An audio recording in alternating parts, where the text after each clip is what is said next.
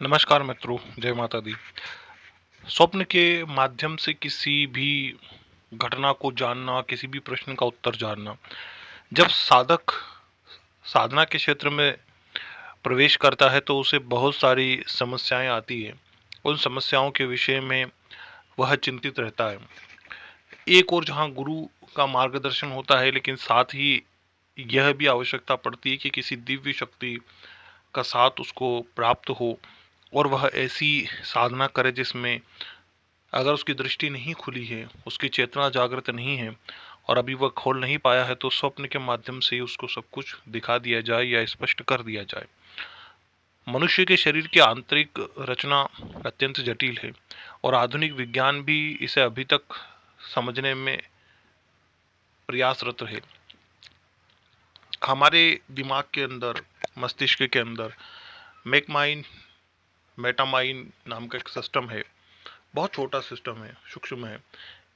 ये इसी को हम लोग सिक्स सेंस कहते हैं और ये जो है बहुत ही एक्टिव होता है।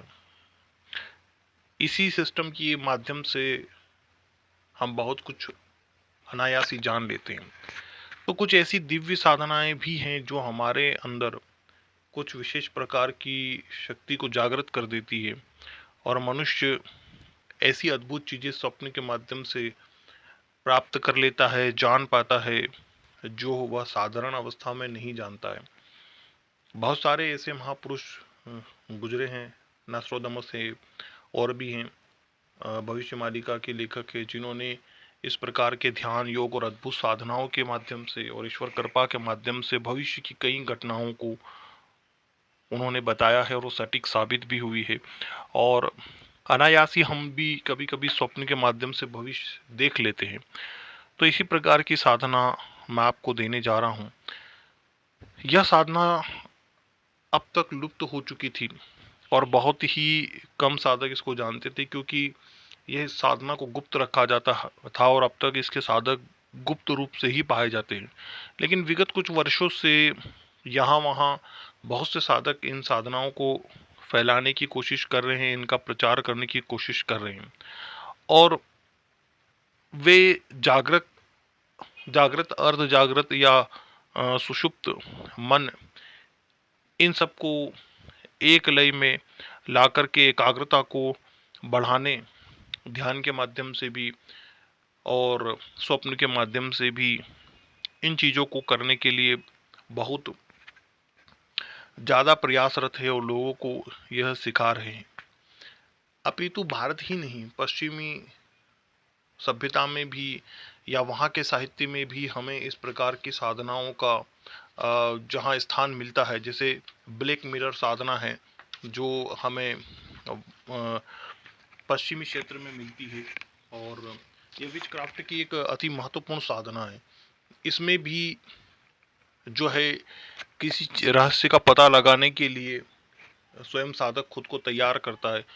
तो वहीं मुस्लिम साधनाओं में भी आईने की सिद्धि की कई हाजरात मौजूद है, बल्कि अरवाह की साधनाओं में भी ऐसी साधनाएं मौजूद है जो बहुत ही जटिल है, मुश्किल है।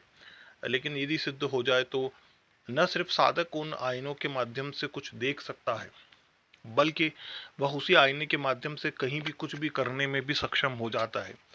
जैसे मान लीजिए भूत प्रेत ऐसे नहीं उतर रहे हैं, तो आईने में उस भूत प्रेत को न सिर्फ देखना संभव होता है या उस जादू टोने से शक्ति को देखना संभव होता है या साधक को देखना संभव होता है, अपितु उसका बंधन भी करना संभव होता है।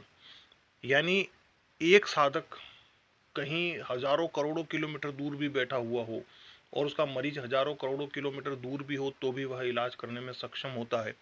ऐसे साधक के लिए किसी का ना तो कपड़ा लाने की जरूरत, ना बाल लेने की जरूरत, ना कुछ भी नाम पता करने की जरूरत और ना माता का नाम इत्यादि जानने की जरूरत होती है।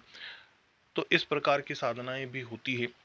तो उसी तरह से बहुत सी ऐसी साधनाएं हैं जिसमें स्वप्न के माध्यम से भी बहुत सारी चीज़ों को पता लगाने में पश्चिमी क्षेत्र में भी ऐसी कई लोकप्रिय साधनाएं हैं, लेकिन उसमें रिस्क भी है और वह दुष्कर कार्य भी हैं। बहुत सी ऐसी उसमें प्रथाएं होती है, तरीके होते हैं जिसे हर कोई नहीं कर सकता है।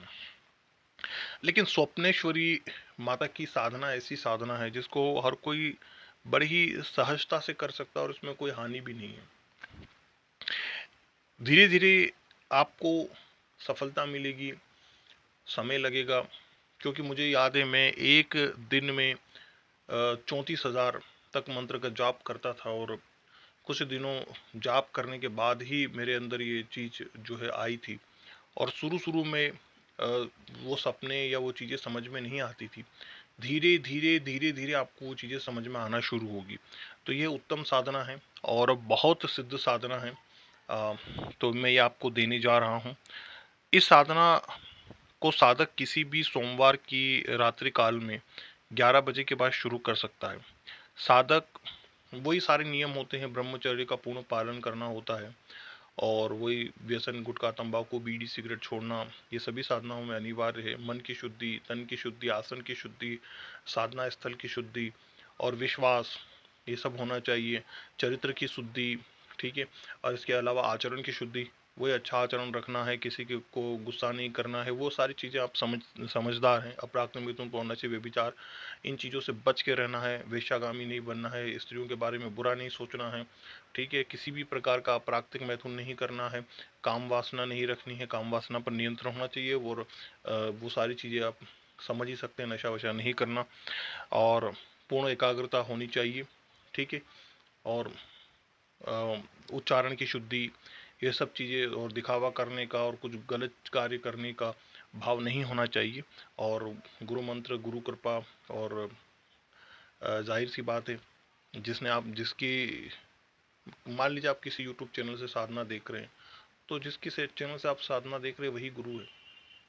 तो गुरु आदर और वो सब चीज़ें होनी चाहिए, ठीक है।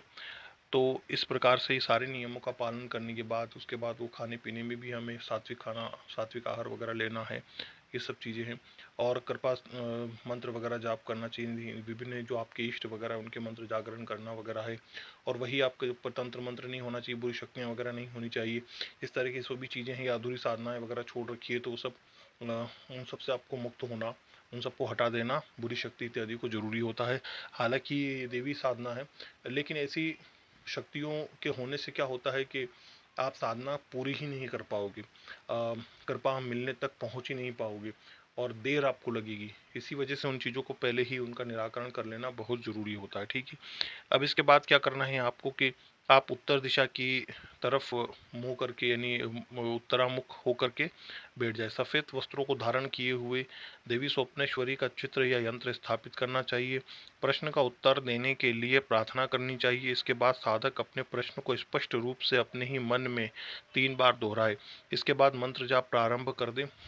इस साधना में आपको 21 दिन रोज 23 माला मंत्र जाप करना होगा, ठीक है। जाप सफ़ेद हकीक की माला पर करना उत्तम है, स्फटिक की माला पर करना उत्तम उत्तम है, या रुद्राक्ष की माला आप ले सकते हैं। अन्यथा अपवित्र मालाओं को छोड़ करके कोई भी पवित्र माला आप ले सकते हैं अगर नहीं मिल रही तो, ठीक है। और जो उत्तम माला है वो मैंने आपको बता दिया है।